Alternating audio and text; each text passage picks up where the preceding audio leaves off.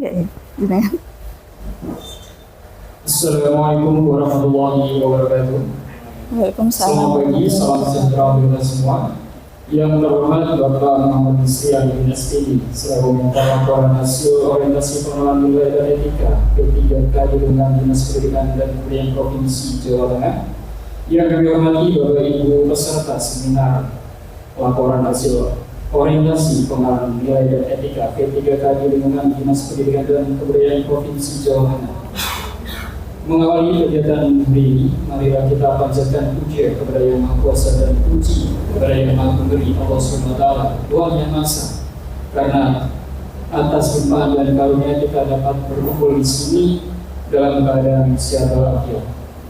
Bapak Ibu yang kami hormati, sebelum memulai acara, mohon izin susunan acara pada hari ini yaitu pembukaan, kemudian penyajian materi, kemudian tanya jawab dan yang ketiga penutup.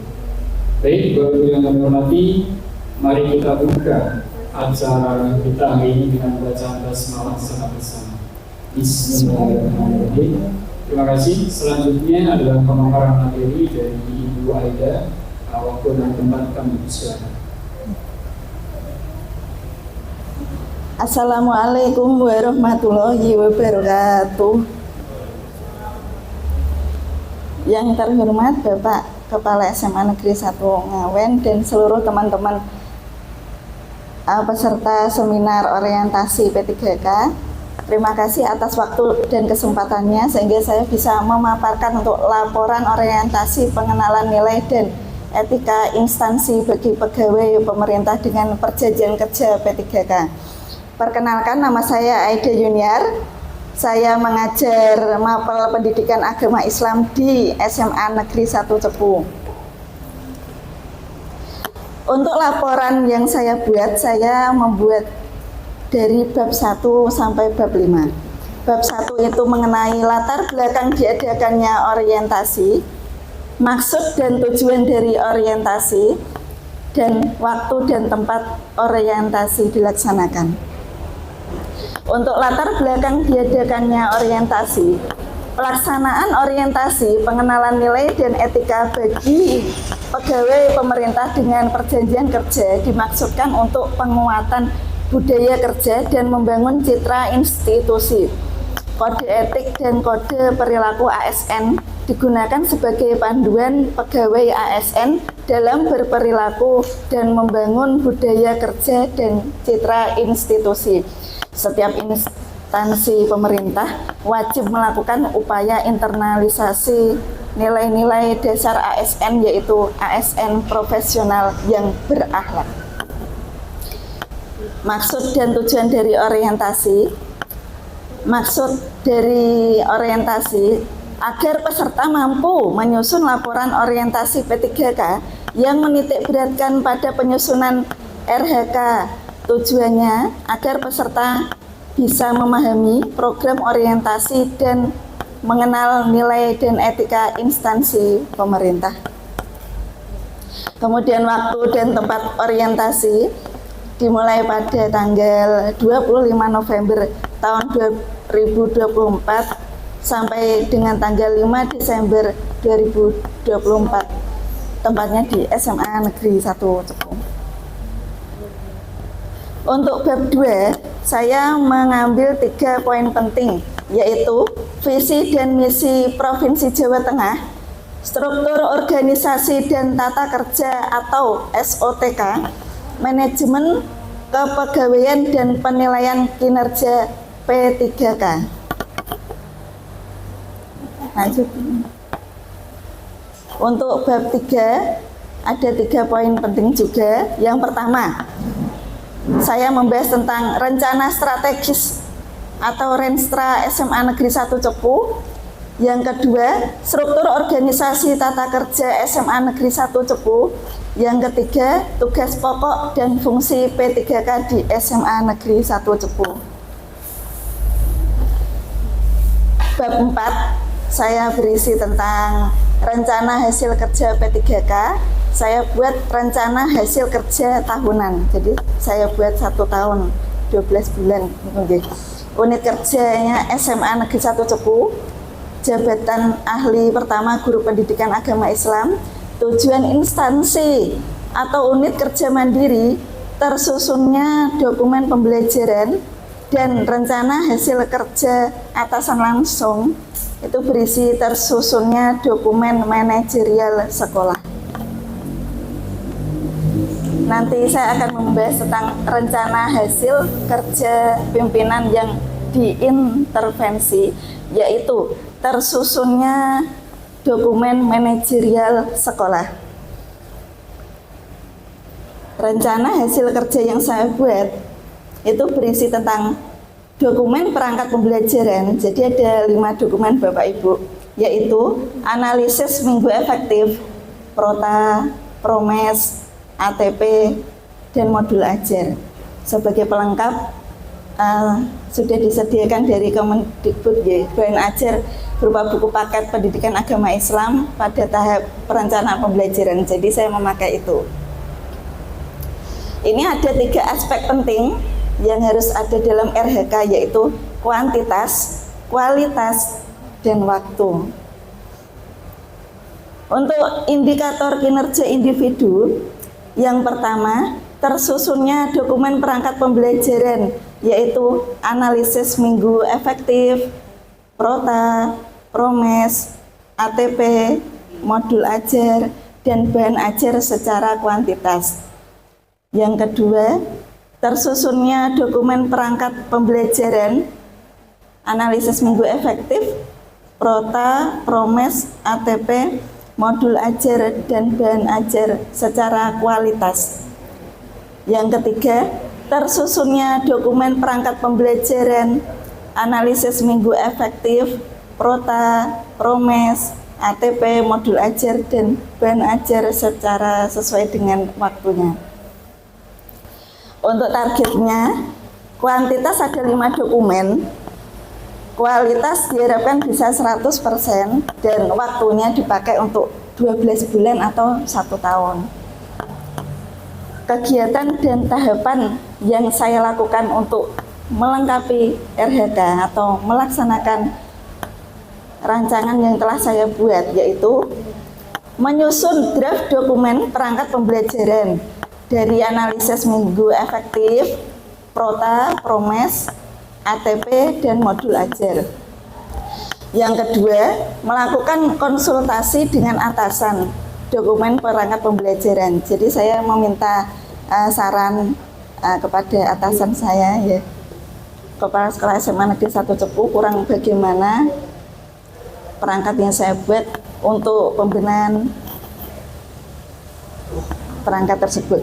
Yang ketiga, memperbaiki draft dan menandatangani dokumen perangkat pembelajaran analisis minggu efektif, Prota, Promes, ATP, modul ajar, dan bahan ajar. Next, Beri. Untuk output kegiatan dokumen perangkat pembelajaran. Penerapan nilai-nilai berakhlak saya ambil 4G, kolaboratif, berorientasi pelayanan, adaptif, dan akuntabel. Untuk bab 5 saya tulis tentang kesimpulan dan manfaat. Kesimpulan dari laporan yang saya buat untuk mengenal tugas dan fungsi sebagai ASN serta memahami nilai dan etika yang berlaku pada instansi. Kemudian manfaatnya, mampu menyusun laporan yang menitikberatkan pada penyusunan RHK sebagai bahan bagi penyusunan SKP bagi peserta di tempat kerjanya masing-masing dan menjadi media penerapan nilai-nilai dasar ASN berakhlak. Terima kasih. Cukup sekian pemaparan hasil laporan saya. Monggo kepada moderator, saya persilakan untuk acara selanjutnya. Terima kasih Bu Ida, beri aplaus dulu Bapak Ibu. Jadi selanjutnya ada sesi tanya jawab. Barangkali Bapak Ibu ada yang pertanyaan, silakan.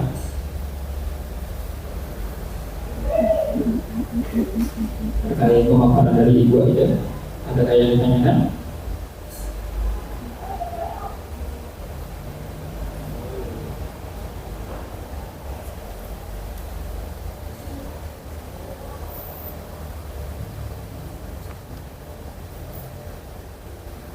Oke.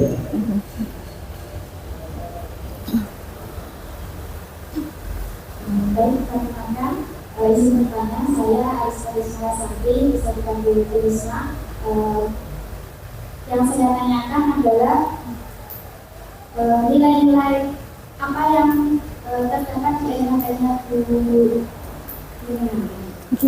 Terima kasih. Assalamualaikum warahmatullahi wabarakatuh. Kembali ke slide tadi. Terima kasih Bu Risma. Slide tadi. Iya. Terima kasih Bu Risma atas pertanyaannya. Oke. Lagi, Bu, lagi. Oke. Bab 4, lagi.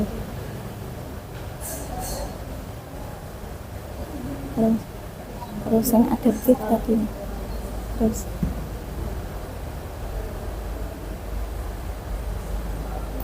Ya, stop.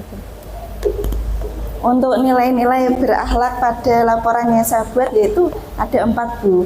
Yang pertama, saya melakukan diskusi dengan teman sejawat dengan sikap terbuka untuk menerima masukan. Nah, ini bersifat kolaboratif. Kemudian yang kedua, saya selalu melakukan perbaikan ketika menyusun pembelajaran itu bersifat berorientasi pelayanan. Lanjut.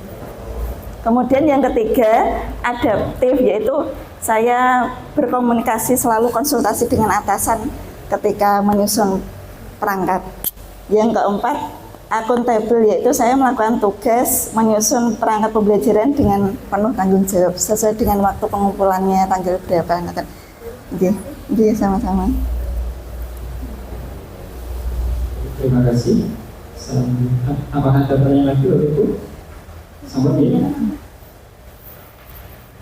Selanjutnya Sudah. anggapan dari Bapak di sini. Terima kasih waktunya. Luar biasa untuk Bu Aida ini. Ya, bos. Ya. Ini Bu Aida habis melahirkan tanggal 25 kemarin. Juga kemarin pembimbingannya atau mentoringnya salah online. Dan hari ini juga saya pikir-pikir antara saya tanya-tanya sama Bapak Ibu yang lain, kalau habis melahirkan itu gimana sih? Nanti kalau bayinya ditinggal itu durasi berapa jam itu apakah harus selalu ASI? Gitu. Sampai saya tanya seperti itu kemarin. Jadi sampai sore terus mau tak sampaikan coba saya dituntut untuk bisa menilai dengan video gitu, jadinya nggak ada konfirmasi lagi dari Bu Aida akhirnya. Jadi nanti juga setelah selesai presentasi terus mampu begini. Nanti yang perlu ditandatangani saya langsung tanda tangan. Jadi Bu Aida ini luar biasa walaupun kemarin online ya. Jadi Bapak Ibu guru, Bapak Ibu semua ya, untuk NHK-nya Bu Aida itu sudah sinkron dengan tahapan dan kegiatan dan tahapan itu kan ada kayak konsultasi dengan atasan, kemudian apa-apa, yaitu disinkronkan dengan nilai dan etikanya gitu. Jadi pas sekali. Sekarang konsultasi dengan atasan berarti tadi masuknya di nilai apa? Itu sudah pas. Artinya mau Bapak Ibu sambil koreksi laporannya. Jadi di NHK itu, NHK di bagian kegiatan dan tahapan apa yang dilakukan, kegiatan apa yang dilakukan. Misalkan kegiatannya adalah membuat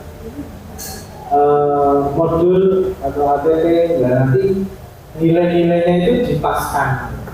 Oh kalau membuat modul dari Promes itu apakah masuk apa harmonis, apa adaptif, apa kompeten, ya, gitu. Disinkronkan gitu tahapannya. Jadi tahapannya kalau jumlahnya tahapannya ada 3 tuh berarti nilai-nilainya mungkin ada 3, minimal ada 3 ya. Jadi tahapan dan kegiatannya itu misalkan ada 5 ya nilai-nilainya berarti harus ada 5 minimal. Itu loh itu. Jadi tolong bisa aja satu kegiatan atau tahapan itu bisa mengandung nilai 2. Jadi monggo sambil disinkronkan. Kalau nanti next saya bayangannya sih, apa Yusi laporannya di tidak sejumlah nggak tahu. Yang paling mungkin kan di mentornya. Oke, terima kasih Bu Aida, luar biasa, tetap semangat untuk mengabdi kepada negara melalui dunia pendidikan. Perjuangan seorang perempuan, ibu guru itu insya Allah doa-doanya untuk anak-anak kita walaupun anak orang lain itu tetap pasti mujarab doa itu. Terima kasih Terima kasih Bapak Isi atas anggapan yang luar biasa dan juga terima kasih Ibu Aida atas pemaparan yang luar biasa juga. Demikian Bapak Ibu pemaparan hari ini. Terima kasih. Wassalamualaikum warahmatullahi wabarakatuh. Waalaikumsalam warahmatullahi wabarakatuh. Terima kasih ya Bu. Terima kasih Bu Pak. Terima kasih Pak.